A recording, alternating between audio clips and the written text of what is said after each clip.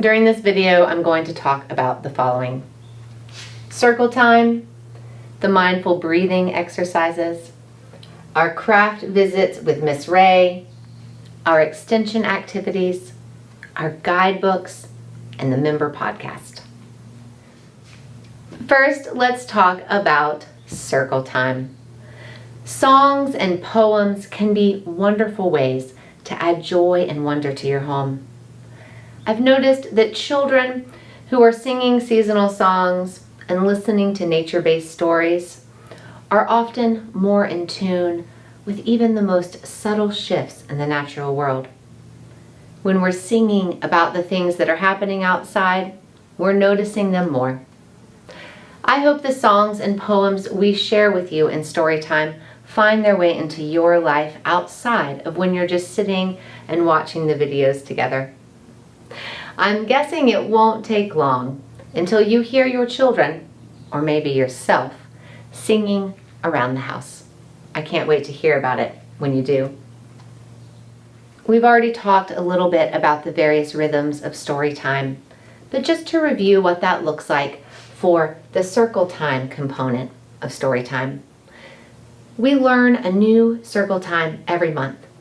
We learn the verses to the songs and the poems slowly throughout the month, starting with the first verses and then adding more each week. We include the lyrics to the songs and poems in the monthly guidebooks. I get a lot of questions about this, so I think it's good that I go ahead and address this now.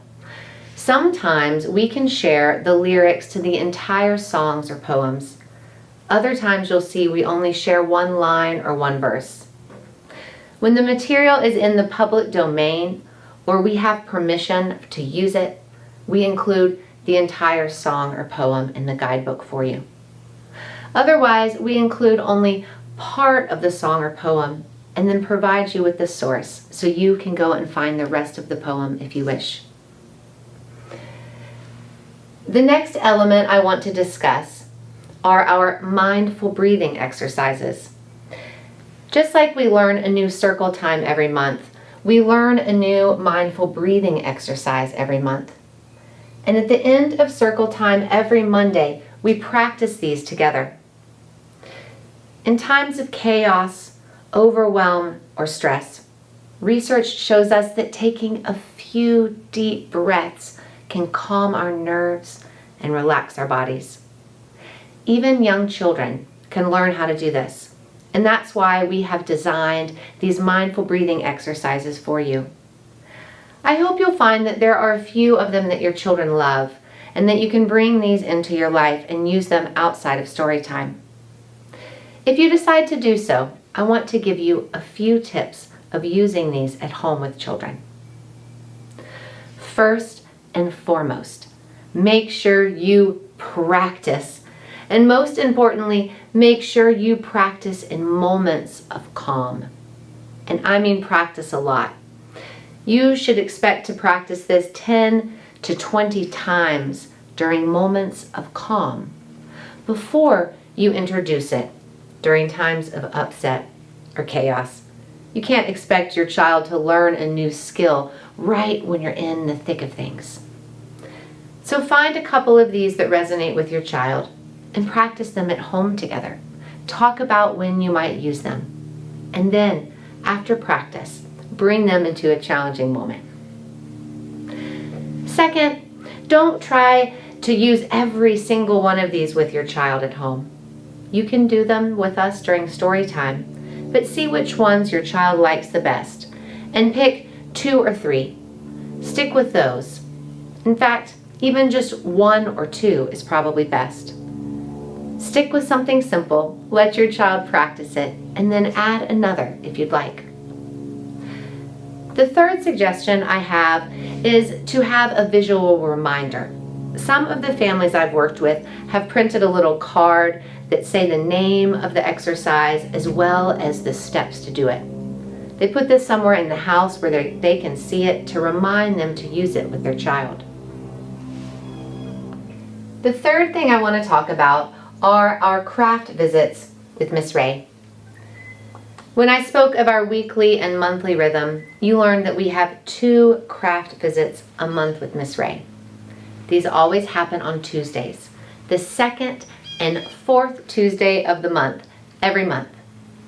During these visits, she will demonstrate a nature-based craft for us. We also include the materials list and the written instructions in the monthly guidebook. It's my hope that these visits with Miss Ray inspire you to bring some of these craft projects into your home, and they give you the confidence to be able to do these activities with your child. I am certain that these visits with Miss Ray will spark creativity and inspire you to craft with your children. Working with our hands has so many rewards and benefits, beyond even those beautiful things that we create.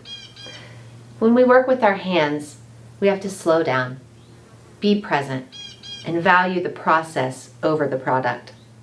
There's so much learning that happens just in that. In addition, research has shown us that when we work with our hands, that rich connections are made in the brain. This serves our children as they're developing, and it serves us as well. Now, you'll hear me say repeatedly that children thrive when they have rhythm. And we can add rhythm to any part of our day. Anything that we do again and again, we can add an element of rhythm to it. So if you're going to set aside time to craft with your child each week, you could add rhythm to this time of day. This helps the day to stand apart, and it says what we're doing now is important. Let me share 2 examples to give you a better idea of what adding rhythm to craft time could look like. You could light a candle at the beginning of your craft time, or chime a bell or ring a singing bowl, something to mark the beginning and then the end of your time crafting. You could recite a poem together or sing a song. I've included 2 poems in the introduction and overview guide, the one that's above these videos for you to download. You could use those poems before and after handwork time if you'd like. The next thing I want to talk about are our extension activities. In addition to the twice monthly craft visits with Miss Ray, we give you a dozen additional kitchen, craft, and outdoor projects for each month. These are all located in the back of the month's guidebook. These activities follow the stories and the themes for the month, and they give you even more ways to bring story time to life inside your home. We provide you with a lot of options. We don't want this to overwhelm you.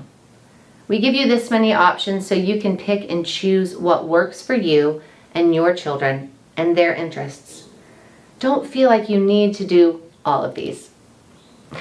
In the next video, we're going to talk about using Storytime at home and how we can add layers of rhythm by having specific days of the week to focus on certain kinds of activities. We hope that you use these monthly treasure troves, those there in the back of your guidebook, to find projects that allow you to connect more meaningfully with your child.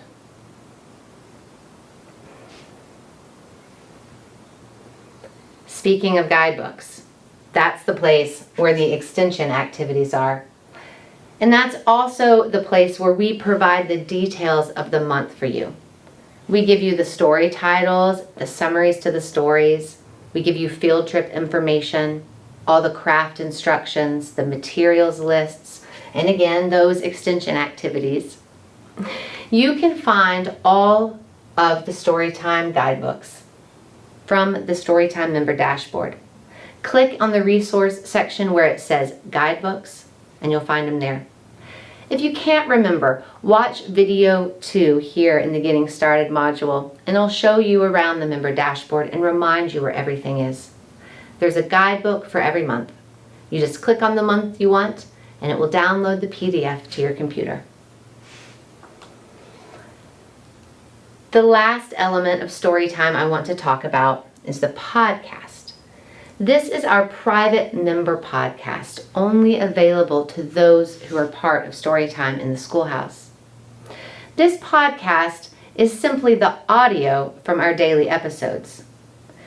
You can access this audio a couple different ways. Underneath each video, there's a link to the podcast episode. Also, from the Storytime member dashboard, there in the resources section, you can click on podcasts and you can find them that way, organized by month. Either way, you'll be taken to the podcast itself, and there you can stream it or you can download it to listen to it offline. Some of our members prefer a screen-free alternative to Storytime, and others like to be able to put it on their Yodo device or their phone or an MP3 player and listen to it when they're away from home or in the car. Please note that Storytime was created for the screen. It wasn't created to be an audio. So we have taken what was the video and pulled the audio to create these podcasts. So some of the elements of Storytime are going to transfer better to audio than others. Thanks for understanding. Friends, those are the various elements of Storytime. You can see that there's a lot here. There's a lot for you to explore, and I look forward to you getting started. In the next video, I'll tell you just how to do that. How do you take all of this that we've talked about, the elements of Storytime, the rhythms of Storytime, and how do you bring those to your child in everyday life? I'll see you there.